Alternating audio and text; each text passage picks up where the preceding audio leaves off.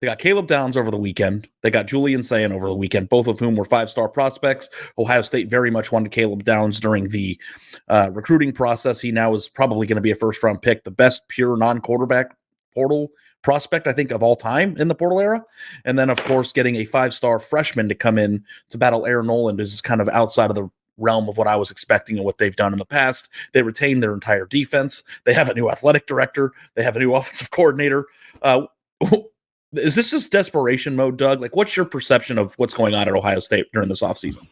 Well, it's very interesting because you could look at Ohio State one way and say 2 seasons ago, they lost to the eventual national champion because they missed a field goal at the end of the game. And this season, they lost to the eventual national champion by playing Michigan down to the final minute, and they can't protect, and Kyle McCord throws an interception on a pass to Marvin Harrison. If they hit that, who knows? So, like, they, in one way, right there. They're literally right there with the last 2 national champions. And on the other hand, they got to fix stuff, brother. Right? Like, come on. Like, this is not good enough. So it is a very interesting analysis, I think. I think, like, desperation is, I don't know, maybe slightly too strong of a word. But I've been saying it's a line in the sand, right? When you lose to Michigan for the 3rd straight time, and then you follow that up with an embarrassing bowl performance against Missouri. It's like, okay, anything that you were thinking about of maybe we need to do this better becomes we must do this better. So this was a maybe to must transition. That applies to firing unqualified assistant coaches and bringing in somebody with the resume like Bill O'Brien. That applies to being much more aggressive in the transfer portal than they have been before. Even the fact that they went out and got the Alabama center, Seth McLaughlin, like right away when the season ended, before the Alabama portal explosion, right? They were more aggressive in the portal than they've ever been. And then being more aggressive, I think, with NIL, with roster retention, with 10 to 12 guys who had NFL possibilities, probably not first rounders. I still don't think you keep first rounders with NIL money, but they kept a bunch of like 2nd through 6th rounders in school. So in all those ways, if you were holding back before, it's like, what are we waiting for? Like, both as a program and as Ryan Day. Because I'm not going to say Ryan Day's on the hot seat, but like, you can't lose to Michigan 4 years in a row.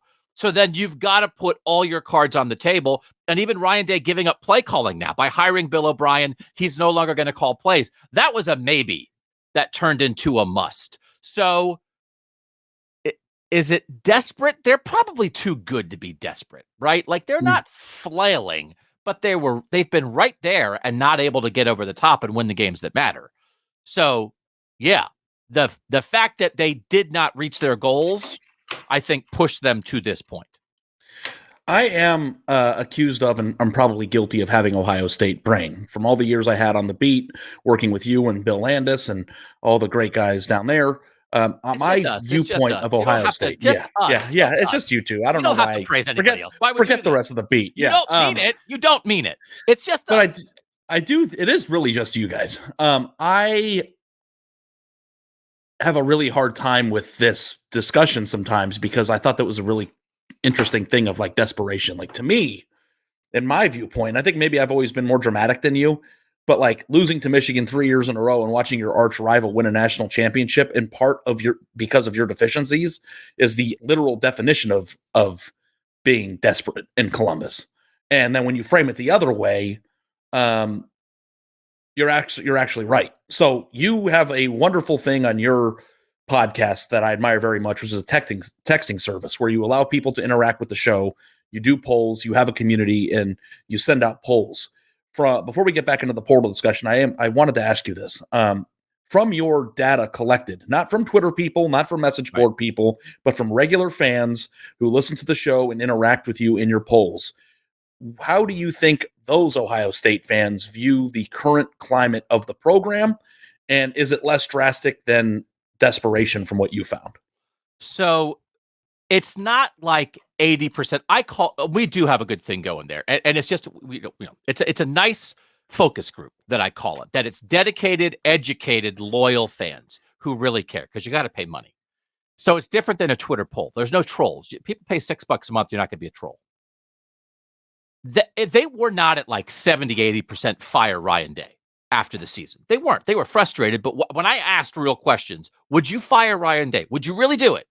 It's like 15%, right? So like that's a different world. The enthusiasm that is here now, I had sent out a survey before Bill O'Brien, the Bill O'Brien hire, before Caleb Downs transfer, before the Julian Sayin transfer, that was mostly based off the retention of the NFL guys. I said, where are you right now, enthusiasm for the program? 1 to 10. They were at a 9. It was like a 9.02. Wow. They were at a 9 high, already. Yeah. Just keeping Jack Sawyer and Denzel Burke and JT Tuimoloau and Donovan Jackson and Trevion Henderson. Just that, they were at a 9. Now you throw in the offensive coordinator hire, Caleb Downs and Julian Sayin, they're at a 10. People are like firing off messages to us that are like, send me another poll. Let me vote again. I'm a 10. I was going through stuff, Ari, and I'm giving it to you now. I didn't even give it to our people yet. That's how much I love you. Thank you. Trying to figure, I think Ohio State in the history of the AP preseason poll, which dates back to 1950, they've been preseason number 1 9 times. They've been preseason number 2 9 times. So that's 18 times in whatever it is, 75 years. They're definitely going to be preseason 1 or 2 this year. I don't think there's any doubt about that. It's going to be Ohio State and Georgia. It's going to be the preseason 1, 2 in some order.